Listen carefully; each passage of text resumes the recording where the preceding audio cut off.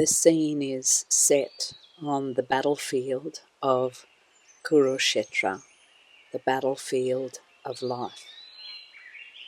Arjuna looks out at the army across the field filled with cousins, family, friends, and he turns to Krishna and says, "I can't do this," and begins to walk away from the battlefield. But Krishna says, "No, Arjuna, you must not walk away. You must do your duty on this earth. You must stay. You must act." Do you sometimes feel like Arjuna, wanting to turn away from life and not take action? The action that you know is required, the action that might change your reality. And why change reality when you've learned how to manage it, even if it's dull or repetitive? It might not light you up, but at least you know the rules, day after day, until life brings you to a moment of reckoning, a challenge, a threshold. What is your first thought? We know we are here to evolve, to grow, but we also want to feel safe, to be accepted, to be liked. Can we choose both? Maybe not. Not according to Krishna. Life asks us again and again to stand up, to do our dharma, our sacred duty, to face what must be faced. We spend a lot of time hiding from those moments, but what if instead we turned toward them? What if we stepped willingly into the fire of transformation? What might happen?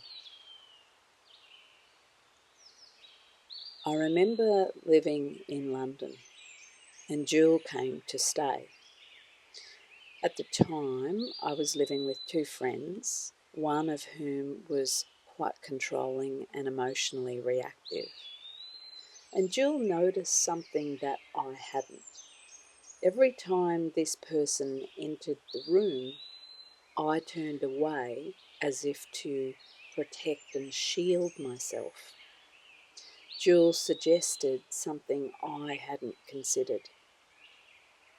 She said to me, "What would happen if every time the person entered the room, you turned toward her instead of turning away?" And so I tried it, and it changed everything. Eventually that friend moved out and we lost touch, and years later we reconciled. We were both good people, but we were both caught in a power struggle. I had been avoiding the truth, and that was that I could no longer stay in a dynamic that felt incompatible with who I now was. Turning to face the discomfort ended the friendship, but it also restored my energy and my strength. When we turn to face life, it turns to face us. And so I give great thanks to Jill. This is a lesson that I'll never forget. We often live unconsciously, walking the same paths, staying in the same routines, clinging to the same friendships and the same old habits. Some of these patterns nourish us and some do not. When we raise our awareness and truly look at how we are living, we have to ask, is this the life I dream of, or just the life I've been taught to accept? We have choices, And we have the power to uplift our energy, to raise our vibration. But how?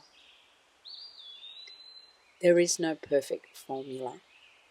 If there were, someone would have bottled it long ago and be making a lot of money.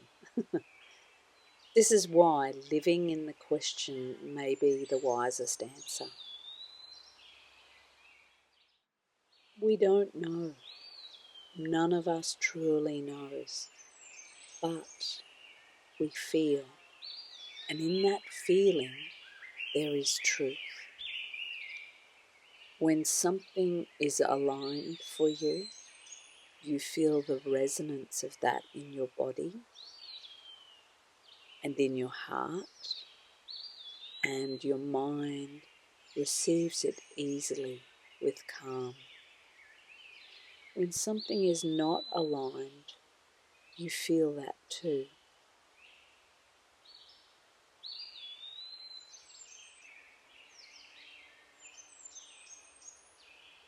Uplifting our energy is not a quick fix. It takes presence, commitment, awareness.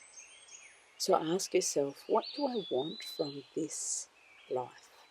A life designed from my own truth, or a life built on someone else's expectations? Two very different paths. Ask the question in your meditation, in your prayers. What is my truth? What is my Dharma? What is my purpose?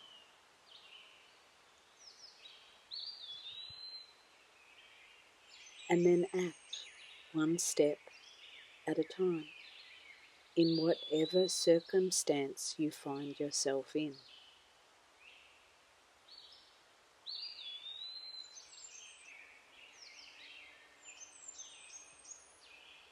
There is only one of you. You are Arjuna. It is time to rise, time to serve, time to shine.